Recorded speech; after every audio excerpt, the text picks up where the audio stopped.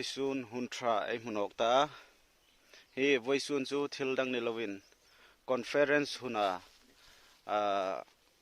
kan hun mangdan hai thlom te ei hung suk lang ding ani hi voisun chu EFSI Presbytery Conference nei huna hin NC Hills Presbytery Choir Silver Jubilee mang le in zamin keini Assam Hills Presbytery Choir ICI khom filin kan hang ve a lom kan ti khopela chu rol chun jingkar khan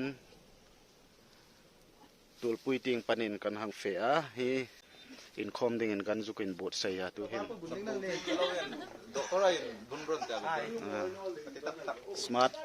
smart boy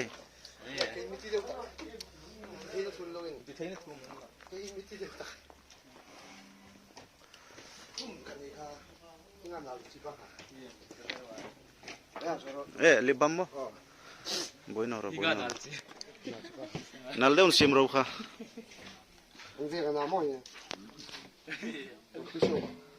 lai mun hai hi an lo hun vong ani an lo abui chau na mun le akan na par na mun ma cha tam de ro na ka an nu nge na kap na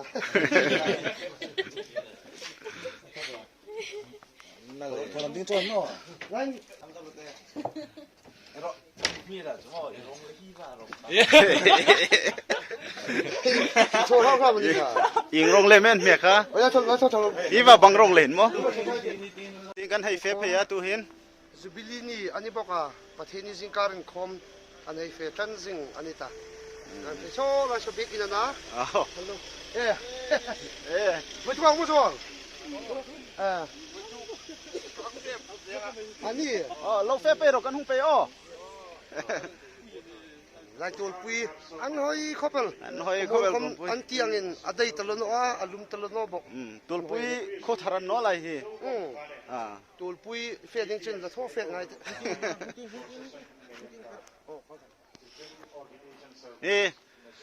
bu lalthasim ama hi red zol unit KTP chairman thar lokani hi sim ke hi chairman sim chun hi pu Ebenezer he harangazau hun venga thalai KTP chairman ani vene ama hi chu assistant secretary nikum ne khan tu kum hina sanoi metani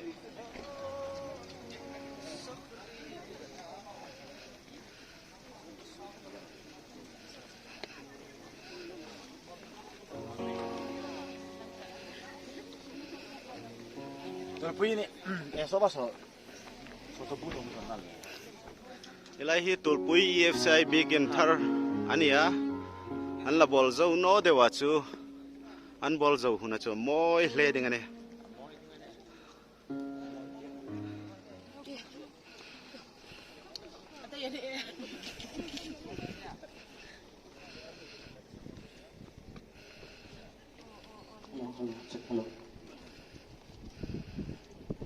Yes, the pastor qualified meta within ordination service.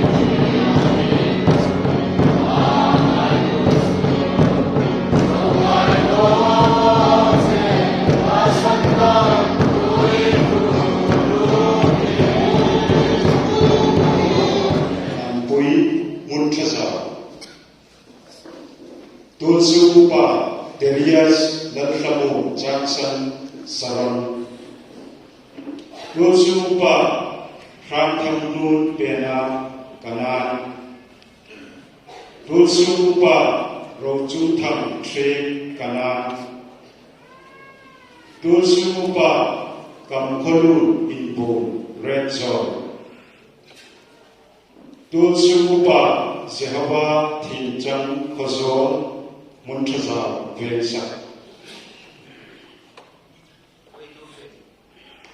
Hingga pasri hai, ayo orang tinggal dalam batu be hai, anda corong orang sih, jangan ada ni, terus kepala situ.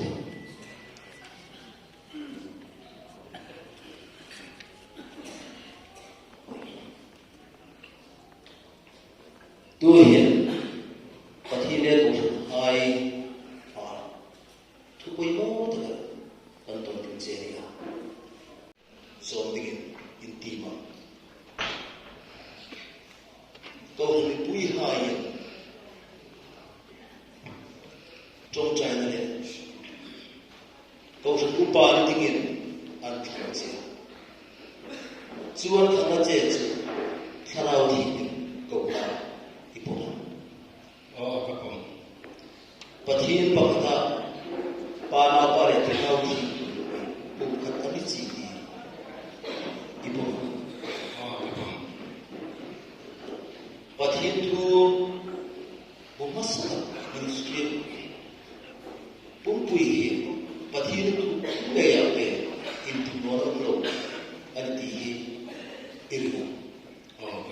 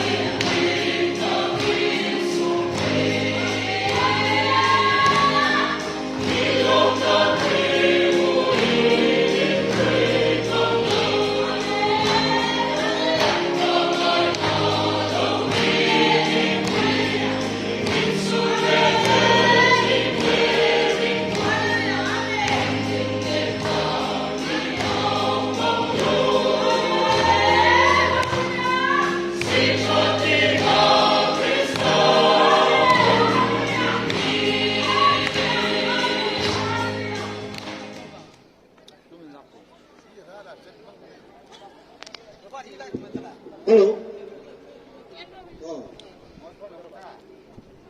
Any program ni, dar som pani election be ini yang. Upload sih mana ha? Bay pui don ko umlay.